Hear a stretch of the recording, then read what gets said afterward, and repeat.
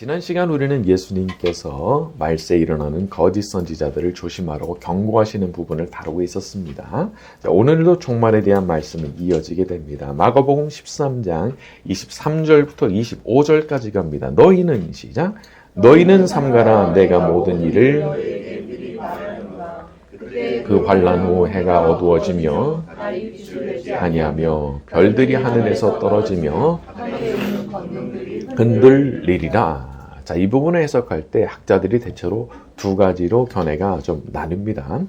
하나는 여기 별들이 하늘에서 떨어진다라고 하는 이런 표현을 사람 혹은 유대 지도자로 보는 거예요. 그래서 별과 같은 지도자들이 추락을 한다, 몰락을 한다, 그런 식으로 해석을 하는 견해가 하나 있고, 또 하나는 이것을 아주 종말론적인 사건으로 봐서 실제로 이게 하늘에서 진짜 막 별이 떨어지는 그런 일로 보기도 하는 거예요. 그래서 문자 그대로 막 해가 어두워지고 달이 빛을 잃고 그런 이제 초자연적인 현상이 일어나는 것으로 보는 견해가 있죠. 이 둘 중에는 아마도 이제 후자가 우리한테 아주 익숙한 해석이 될 것이고, 저도 역시 같은 견해를 갖고 있습니다. 왜냐하면 이 세상이 종말이니까. 자, 우리 26절과 27절로 갑니다. 그때에 시작. 그때 인자가 구름을 타고 큰 권능과 영광으로 오는 것을 사람들이 보리라. 또 그때 땅 끝으로부터 하늘 끝까지 사방에서 모으리라. 이야, 이거 뭐 대단한 장면이 펼쳐지는 거죠. 다니엘서의 인자가 되시는 예수님께서 구름을 타시고 큰 권능과 영광으로 이 땅에 다시 오시는 걸 보게 될 거라는 거예요. 물론 지금 예수님께는 그런 게 보이진 않습니다. 그냥 사람 같고 뭐 별거 아닌 것 같이 보이고, 그러니까 이제 예루살렘의 대제사장들이나 장로들이나 서기관들이 그냥 겁도 없이 막 지금 함부로 대하는 거 아니겠어요? 그러나 그분께서 이 세상을 심판하시는 인자로서 이 땅에 다시 오시는 그날에는 그냥 입이 다물어지지 않은 그런 장면이 펼쳐지게 될 거라는 말씀이죠. 여러분, 우리한테는 보이지 않는 것을 볼 수 있는 영적인 눈 혹은 믿음의 눈이 필요합니다. 그냥 겉만 보면 안 돼요. 겉으로만 보면 너무 약해 보이는 예수님이시지만 그분 안에 어떤 권능과 영광이 있는지를 보고 있어야 되고, 그걸 알고 있어야 되고, 그걸 믿고 가는 것이 바로 우리 그리스도인들이라고 볼 수 있는 거예요. 근데 우리 자신에 대해서도 마찬가지입니다. 우리도 그냥 볼 때는 뭐 평범하잖아요. 별거 아닌 거잖아요. 그런데 우리가 누구냐? 자, 우리 로마서 8장 갑니다. 로마서 8장 16절에서 18절, 신약성경 249쪽으로 갑니다. 신약성경 249쪽, 로마서 8장 16절에서 18절까지 갑니다. 신약성경 249쪽쯤에 있습니다. 로마서 8장 16절에서 18절, 성령이 시작. 성령이 친히 우리의 영과 더불어 우리가 하나님의 자녀인 것을 증언하시나니, 자녀이면 또한 상속자 곧 하나님의 상속자여 그리스도와 함께한 상속자니, 우리가 그와 함께 영광을 받기 위하여 고난도 함께 받아야 할 것이니라. 생각하건대 현재 고난은 장차 우리에게 나타날 영광과 비교할 수 없도다. 자, 이 말씀에 의하면 우리는 다 현재 고난받는 사람들입니다. 왜냐하면 그리스도와 함께한 상속자이기 때문에 그리스도께서 고난 받으셨던 것처럼 우리도 그래서 고난을 다 받는 거예요. 그러니까 너무 당연한 거예요. 예수님 믿는 게 쉽지 않습니다. 쉽지 않죠. 당연한 거예요. 예수님도 고난 받으셨기 때문에 우리도 따라서 그대로 고난 받게 되는 것이 우리가 가야 될 길이기 때문에 그런 겁니다. 자, 그러나 동시에 사도 바울이 말씀하는 게 뭐죠? 18절에 현재의 고난은 장차 우리에게 나타날 영광과 비교할 수가 없도다. 지금의 고난, 물론 괴롭고 힘든 일입니다. 하지만 그걸 내가 다 참아낼 수 있는 이유가 뭐냐? 장차 우리에게 나타날 그 영광과는 비교가 되지 않는 것이기 때문에 내가 이거 다 무시할 수 있다 이거예요. 내가 이거 다 무시하고 갈 수 있어요. 왜냐하면 내가 앞으로 내가 받게 될 그 영광을 나는 보고 있기 때문에 그런 마음을 가질 수 있는 거죠. 여러분, 우리가 하나님의 자녀라고 하는 그 영적인 신분이 완전히 드러나는 그날 우리가 어떤 존재가 되는 거냐면 천사보다도 더 귀한 존재가 되는 겁니다. 왜냐하면 나는 하나님의 상속자거든요. 그리스도와 함께한 상속자로서 하나님 나라를 상속하잖아요. 여러분, 아브라함 집에 수많은 종들이 있었지만 그 수많은 종들과 이삭은 신분이 비교가 안 되는 거예요. 아들이기 때문에. 그런데 놀랍게도 우리 같은 사람들한테 어떤 자격을 주시는 거예요? 상속자의 자격을 주시는 거예요. 그러니까 우리가 이 어마어마한 축복이 우리를 기다리고 있다는 것을 믿고 가기 때문에 우리한테 고난이 있지만 나 괜찮아. 다 내가 저거 딱 바라보면서 갈 수 있어 하는 그런 마음으로 우리가 나가는 겁니다. 자, 우리 모두에게도 이와 같이 지극히 위대한 상급이 기다리고 있는 줄로 믿습니다. 자, 우리 28절과 29절로 돌아갑니다. 무화과 나무의 시작. 무화과 나무의 비유를 배우라. 그 가지가 연하여지고 잎사귀를 내면 여름이 가까운 줄 아나니 이와 같이 눈앞에 이른 줄 알라. 하나님께서는 어떤 중요한 일을 행하시기 전에 전조 증상을 보여주시는 경우가 많아요. 그러니까 뭔가 이제 점점 징후가 보인다고 할까? 그런 게 나타나는 경우가 이제 대부분이라는 겁니다. 29절에 이런 일이 일어나는 것을 보거든. 이런 일이 뭐예요? 우리가 이전에 다뤘던 내용이죠. 멸망에 가증하게 하는 것이 성전에 서는 것을 보게 되거든. 가족 간의 불화가 일어나서 아버지가 자식을, 자식이 아버지를 죽는데 내어주는 것을, 그런 것을 보게 되거든. 인자가 가까이 곧 문 앞에 이른 줄 알라. 여러분, 문 앞에 이르셨다는 게 무슨 뜻이죠? 문만 열고 들어오면 된다는 거예요. 문 앞에 서 계시기 때문에 이제 문 열고 들어오시면 그냥 끝난다는 거예요. 자, 하지만 어떤 사람들은 이런 종말에 대한 말씀을 들으면은 이제 코웃음을 치는 사람들이 있어요. 아이고, 뭐, 정말, 무슨 소리를 하는 거예요, 지금. 저 벌건 대낮을 보세요. 종말이 온다고? 그런 말 하는 분들이 있죠. 근데 그 얘기가, 거기에 대한 이제 언급이 베드로의 후서에 나옵니다. 베드로 후서도 갑니다. 신약성경 386쪽, 베드로 후서 3장 3절에서 9절입니다. 신약성경 386쪽 베드로 후서 3장 3절에서 9절. 베드로 후서 3장 3절에서 9절 386쪽쯤에 있습니다. 자, 먼저 이것을 시작.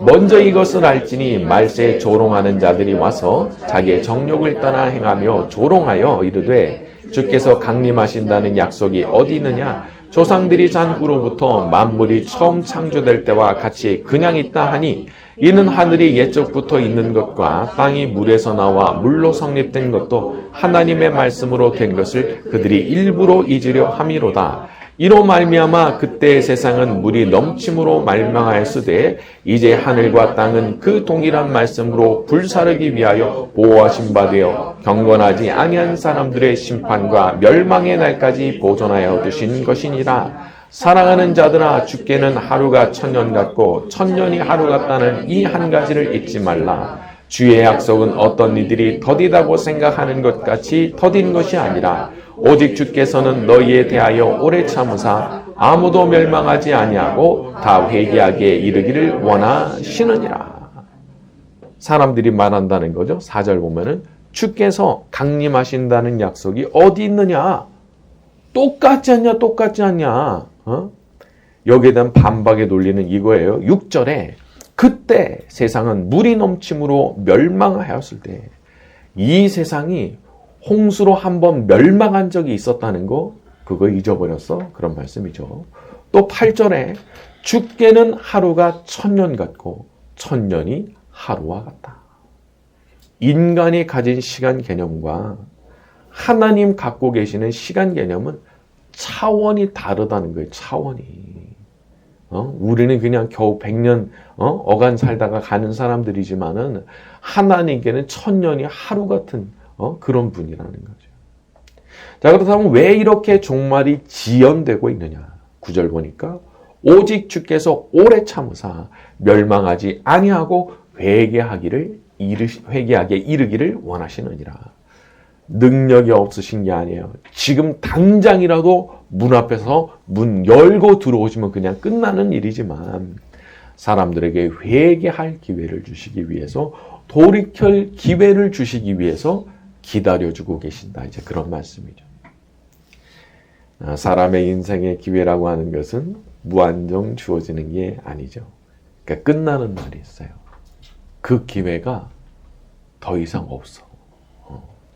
그렇기 때문에 우리가 이 세상에는 끝이 있다는 그 사실을 기억하고 항상 깨어있는 삶을 선택해야 되는 거죠. 지금 문 앞에 계시기 때문에 문을 열고 들어오시면 끝나잖아요.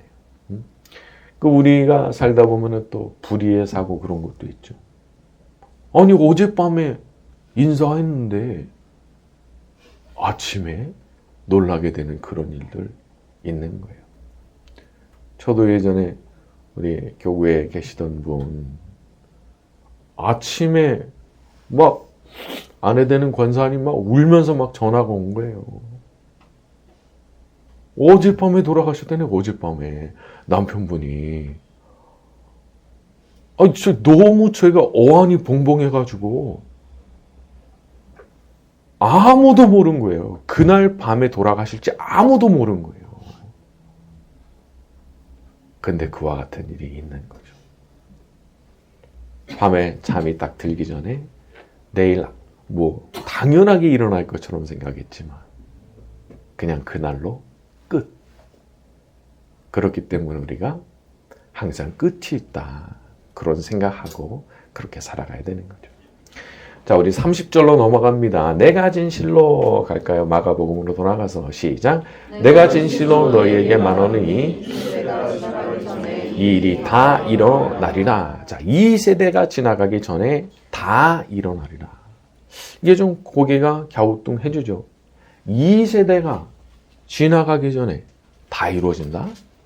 그래서 어떤 분들은 여기 나오는 이 세대라고 하는 것을 예수님 당시의 세대로 봐서 AD 70년에 로마가 침공하면서 이것이 이루어졌다 그렇게 보기도 합니다. 과거 일이다. 그리고 또 어떤 분들은 이 세대라고 하는 것을 믿음을 가진 모든 세대에 이렇게 이제 해석을 해가지고 미래의 일로서 아직 예언은 성취되지 않았다 그렇게 보기도 해요. 그래서 제가 전에 설명하기를 이중적 조망이라 말씀드렸죠. 가깝게는 AD 70년에 로마의 침공을 바라보는 것이면서 동시에 멀리 있는 세상의 종말을 이중적으로 바라보는 관점이 여기 나오고 있다 말씀드렸어요. 자, 우리 31절로 넘어갑니다. 천지는 시작. 천지는 없어지겠으나 그렇죠. 이 구절은 예수님께서 지금 얼마만한 무게로 말씀하시는 건지를 확인시키시는 내용이죠. 하늘과 땅은 없어지겠지만 내 말은 없어지지 않을 것이다. 종말이 너무나 분명한 사실임을 예수님께서 말씀하시는 거예요. 천지는 없어지겠지만 내가 지금 한 말은 없어지지 않아. 자, 32절과 33절로 넘어갑니다. 그러나 시작. 그러나 그날과 그때는 아무도 모르나니 아버지만 아시느니라. 주의하라 깨어있으라. 그렇죠. 어떤 사람들은 하늘의 천사도 모르고 아들도 모르고 아버지만 아신다라고 하는 부분에 대해서 궁금하게 생각을 했어요. 아니 삼위일체시라는데 모르실 수가 있나? 아니 아들이신데 아버지가 하시느니 모를 수가 있나? 이런 생각을 했어요.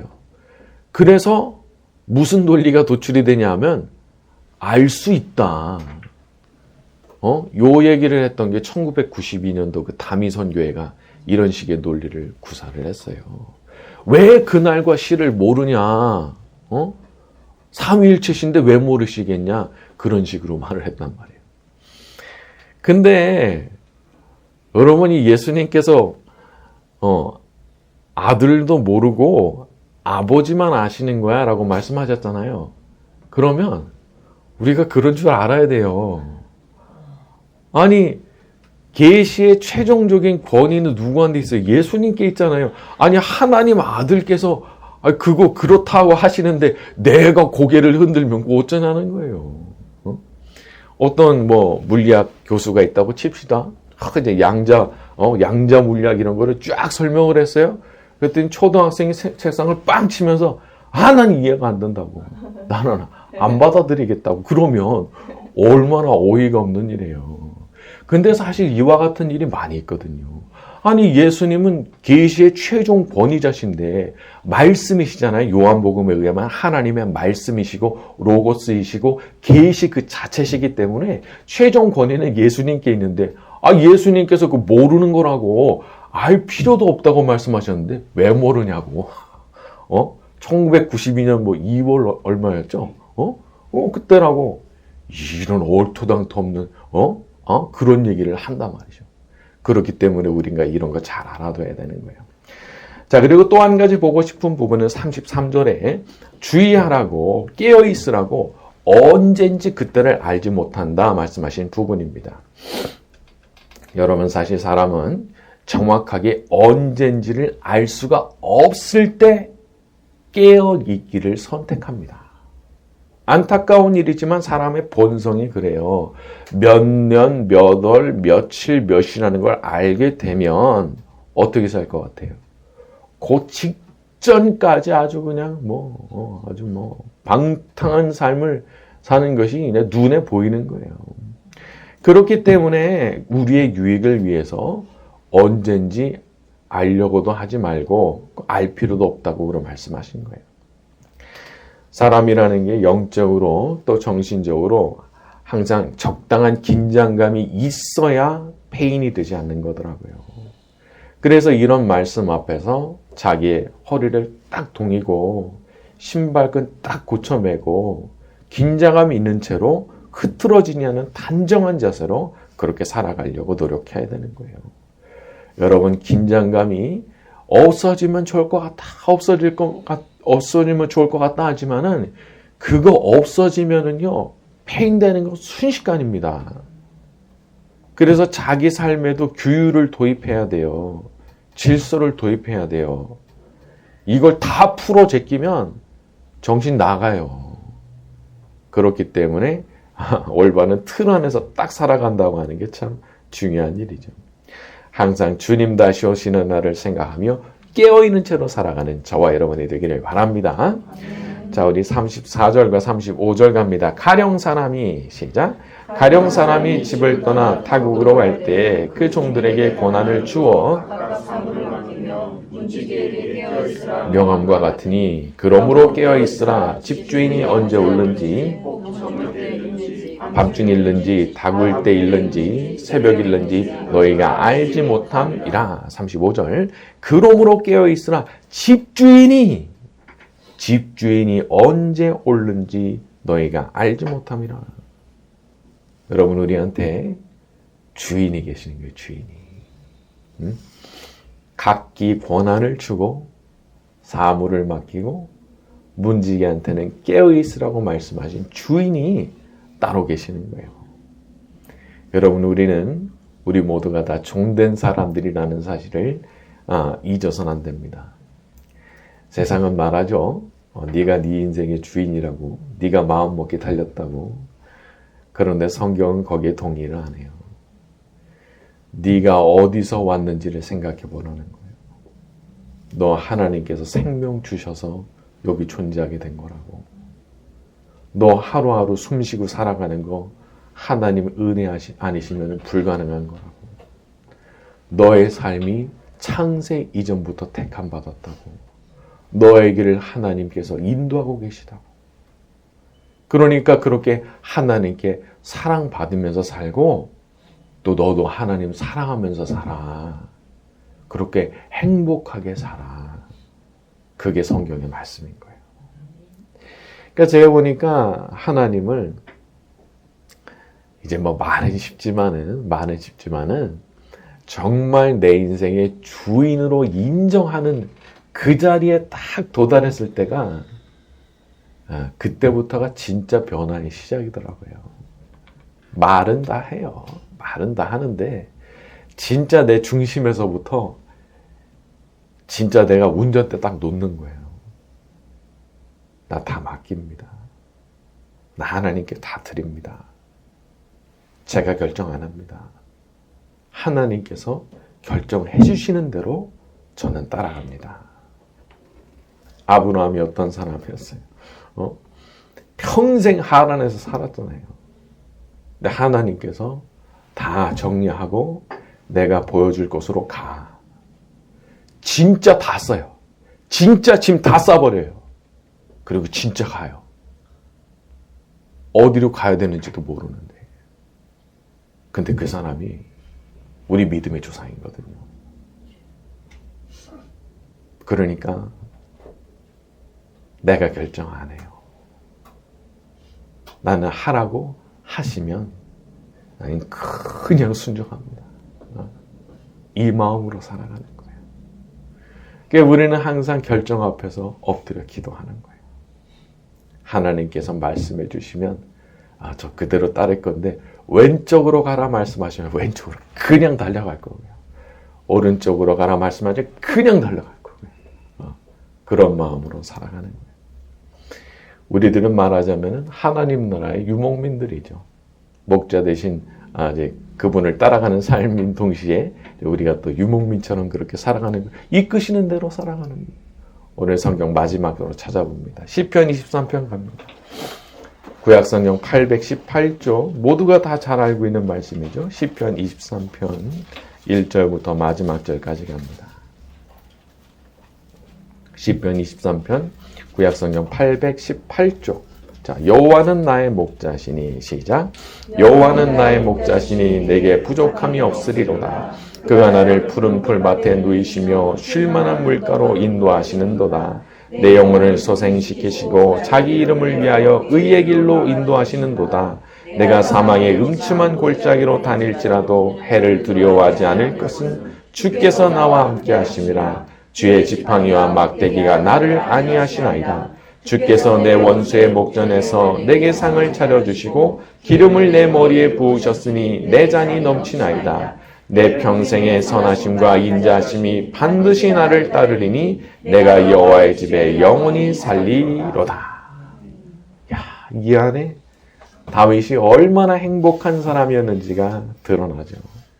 하나님 나의 목자가 되시고 그분이 인도하시니까 내가 풀밭에 눕기도 하고 쉴만한 물가를 만나게 되기도 하고 사망의 골짜기를 갈 때가 있지만 내가 두렵지 않고 마지막 6절에 보면은 내 평생의 선하심과 인자하심이 반드시 나를 따르리니 내가 여호와의 집에 영원히 살리로다. 내 하나님이 너무 좋은 거예요. 나는 하나님과 영원히 함께 살고 싶은 거예요. 그분을 나의 목자로 모시고 나는 양이 돼서 따라가고만 싶은 거예요. 이런 다윗의 고백이 저와 여러분의 고백이 되기를 예수님의 이름으로 축원합니다.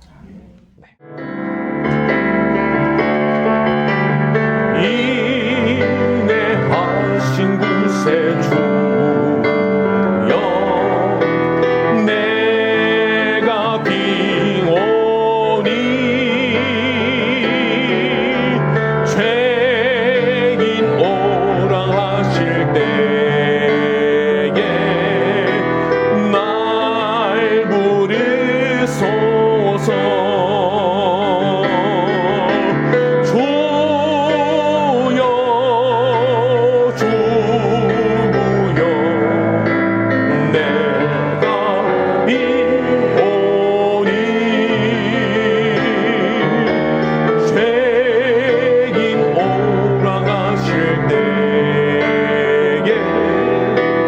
날 부르소서.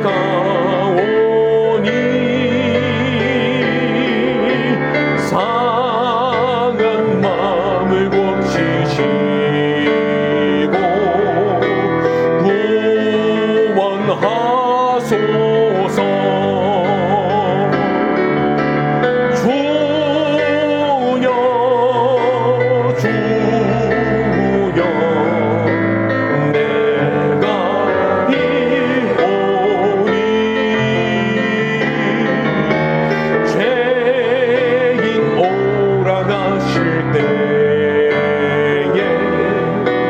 날 부르소서. 만국 근원 우리 주여 위로하소서. 우리 주와 같으시니 어디 있을까. 주여 주여 내가 비오니 죄인 오라가실 때에 날 부르소서.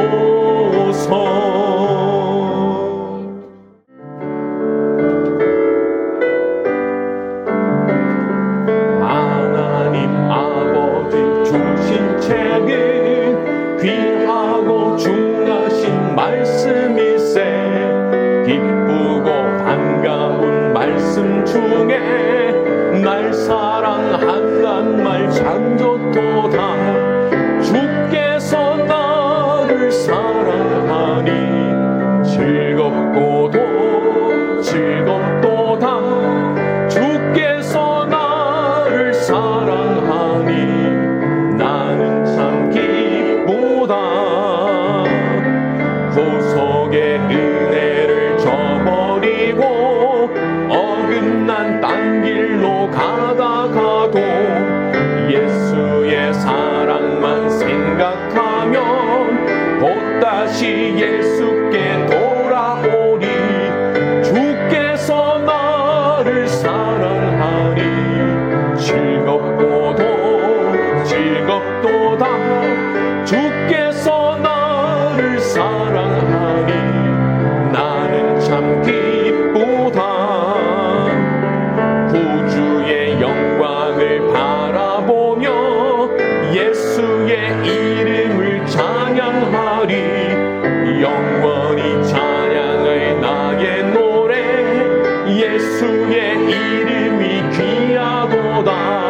주께서 나를 사랑하니 즐겁고도 즐겁도다. 주께서 나를 사랑하니 나는 참 기쁘다. 주 예수 날 사랑하시오니 나 또한 예수를 사랑하네. 날 구원하시려 내려오사 십자가 위에서 죽으셨네. 주께서 나를 사랑하니 즐겁고도 즐겁도다.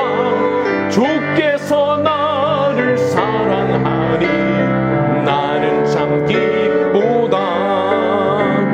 주 예수 날 사랑하시오니 마귀가 놀라서 물러가네. 주 나를 이렇게 사랑하니 그 사랑 어떻게 보답할까. 주께서 나를 사랑하니 즐겁고도 즐겁도다. 주께서 나를 사랑하니 나는 참 기쁘다.